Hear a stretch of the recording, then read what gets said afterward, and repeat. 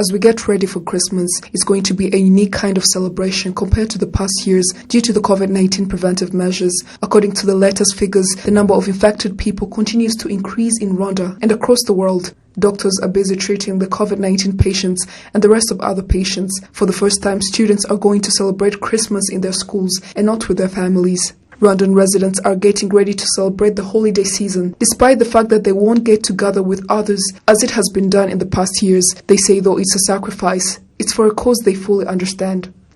We give thanks to God for protection. We need to stay careful by avoiding social gatherings, like parties mostly. We do understand why all this is necessary in order to prevent the spread of COVID-19 virus. Plus, we've been taught on how to. It's uncomfortable, but we need to persevere. These are tough times that require people to act accordingly.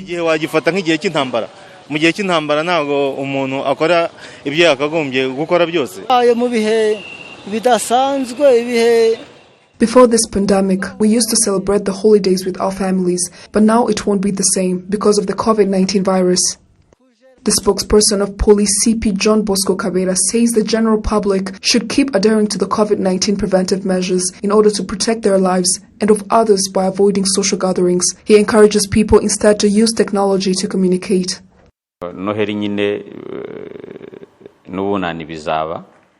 Christmas and New Year's Eve will all be celebrated, but not in the same way as before coronavirus. It is of the people's interest to adhere to the rules, which are as follows. Indoor gatherings are prohibited. Concerts are prohibited as well. Instead, people should communicate through messages and calls without having to invite them over. Movements have increased during this season like before, as many people are shopping for the holidays, while others are moving up country. In the evening hours especially, there's so much traffic and high speed of drivers trying to beat 8 p.m. curfew. Car owners are urged to control their speed so as to avoid accidents. The head of traffic police, ACP Jared Maimana, says drivers should drive carefully, especially during this period, in order to avoid accidents.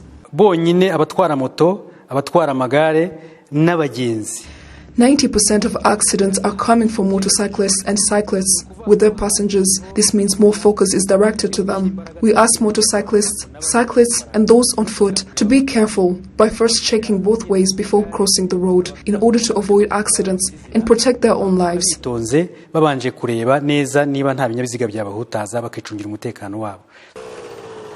According to the statistics from the police, 30% of accidents resulted from careless driving, 21% from overspeeding, 17% from distraction of drivers, and 12% from collision of vehicles due to not offering passage to another. During the State of the Nation, His Excellency Paul Kagame reminded all citizens that Christmas and New Year will not be celebrated like before because of COVID-19 virus. He also requested all people to avoid social gatherings.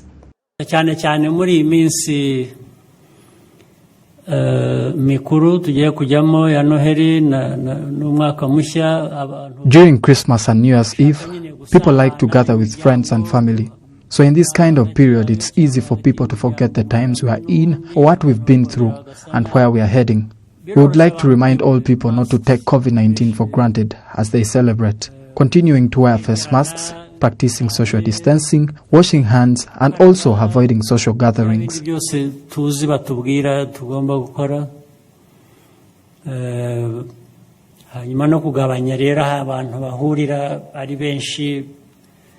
The National Police say although accidents may increase during this season, measures have been taken to ensure they decrease. In 2019, the total accidents that took people's lives were 622, while in 2020, there were 567, which reflects a reduction of 53%, while the total of accidents with only casualties in 2019 were 800, whereas this year there were 600. Jane Mutoni, reporting for RTV.